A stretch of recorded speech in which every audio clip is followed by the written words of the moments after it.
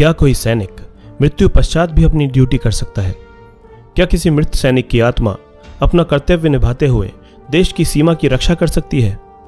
आप सबको ये सवाल अजीब से लग सकते हैं। आप सब कह सकते हैं कि भला ऐसा कैसे मुमकिन है? पर सिक्किम के लोगों और वहां पर तैनात सैनिकों से अगर आप पूछेंगे तो वो कहेंगे कि ऐसा पिछले 45 सालों से लगातार हो रहा है। उन सब का मानना है कि पंजाब रेजिमेंट के जवान हरभजन सिंह की आत्मा पिछले 45 सालों से लगातार देश की सीमा की रक्षा कर रही है।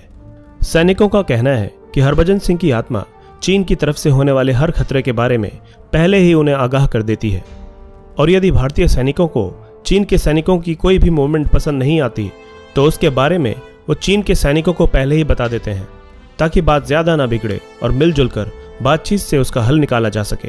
आप चाहे इस पर यकीन करें या ना करें, पर खुद चीनी सैनिक भी इस पर विश्वास करते हैं, और इसीलिए भारत और चीन के बीच होने वाली हर फ्लैग मीटिंग में हरभजन सिंह के नाम की एक खाली कुर्सी भी लगाई जाती है ताकि वो मीटिंग अटेंड कर सकें। दोस्तों, अब जान लेते हैं कि आखिर कौन थे बाबा हरभजन सिंह। बाबा हरभजन सिंह का जन्म 30 अगस्त 1946 को जिला गुजरावाला में हुआ था, जो कि वर्तमान में पाकिस्तान में है। हरभजन सिंह 24वीं पंजाब रेजिमेंट के जवान थे, जो कि 1966 में भारतीय सेना में भर्ती हुए थे, पर मात्र 2 साल की नौकरी करके 1968 में सिक्किम में एक दुर्घटना में मारे गए, और 3 दिन तक तलाश करने के बाद भी जब उनका शव नहीं मिला तो उन्होंने खुद अपने एक साथी के सपने में आकर अपने शव की जगह बताई। सवेरे सैनिकों की एक टुकड़ी जब उनके शव को ढूंढने निकली तो उनका शव ठीक उसी जगह पर मिला जहां पर हरभजन सिंह ने बताया था। बाद में उनका अंतिम संस्कार पूरे राजकीय सम्मान के साथ किया गया। हरभजन सिंह के इस चमत्कार के बाद साथी सैनिकों में उनकी आस्था बढ़ गई और उन्होंने उनके बंकर को एक मंदिर का रूप दे दिया। हालांकि बाद में जब उनके चमत्कार बढ़ने लगे और वो विशाल जनसमूह की आस्था का केंद्र बन गए तो उनके लिए एक नए मंदिर का निर्माण किया गया, जो कि बाबा हरभजन सिंह मंदिर के नाम से जाना जाता है। यह मंदिर गैंगटॉक में जेलेल्पा दर्रे और नाथुला दर्रे के बीच 13,000 फीट की ऊंचाई पर स्थित है। पुराना बंकर वाला मंदिर इससे 1,000 फीट ज्यादा ऊंचाई पर स्थित है। मंदिर के अंदर बाबा हरभजन सिंह की एक फोटो और उनका सामान रखा है।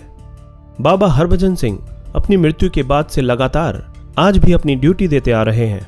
इसके लिए उन्हें बाकायदा तनख्वाह भी दी जाती है। आज भी सेना में उनकी एक रैंक है। नियम अनुसार उनका प्रमोशन भी किया जाता है। यहां तक कि उन्हें कुछ साल पहले तक 2 महीने की छुट्टी पर गांव भी भेजा जाता था। इसके लिए ट्रेन में सीट रिजर्व कराई जाती थी और 3 सैनिकों के साथ उनका सारा सामान उनके गांव भेजा जाता था तथा 2 महीने पूरे होने पर फिर वापस सिक्किम लाया जाता था। जिन 2 महीने बाबा छुट्टी पर रहते थे उस दौरान पूरा बॉर्डर हाई अलर्ट पर रहता था, क्योंकि उस वक्त सैनिकों को बाबा की मदद नहीं मिल पाती थी। लेकिन बाबा का सिक्किम से जाना और वापस आना एक धार्मिक आयोजन का रूप लेता जा रहा था, जिसमें कि बड़ी संख्या में जनता इकट्ठी होने लगी थी। कुछ लोग इस आयोजन को अंधविश्वास को बढ़ावा देने वाला मानते थे, इसीलिए उन्होंने अदालत का दरवाजा खटखटाया। क्योंकि सेना में किसी भी प्रकार के अंधविश्वास की मनाही होती है, लिहाजा सेना ने बाबा को छुट्टी पर भेजना बंद कर दिया। अब बाबा साल के 12 महीने छुट्टी पर ही रहते हैं। मंदिर में बाबा का एक कमरा भी है, जिसमें प्रतिदिन सफाई करके बिस्तर लगाए जाते हैं।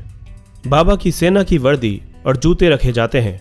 कहते हैं कि रोज पुनः सफाई करने पर उनके जूतों में कीचड़ और चद्दर पर सिलवटें पाई जाती हैं। बाबा हरभजन सिंह का मंदिर सैनिकों और लोगों दोनों की ही आस्थाओं का केंद्र है। इस इलाके में आने वाला हर नया सैनिक सबसे पहले बाबा के मंदिर में मत्था टेकने जाता है। इस मंदिर को लेकर यहाँ के लोगों में एक अजीब सी मान्यता यह है कि यदि इस मंदिर में बोतल में पानी भरकर 3 दिन के लिए रख दिया जाए तो उस पानी में चमत्कारिक औषधीय गुण आ जाते हैं।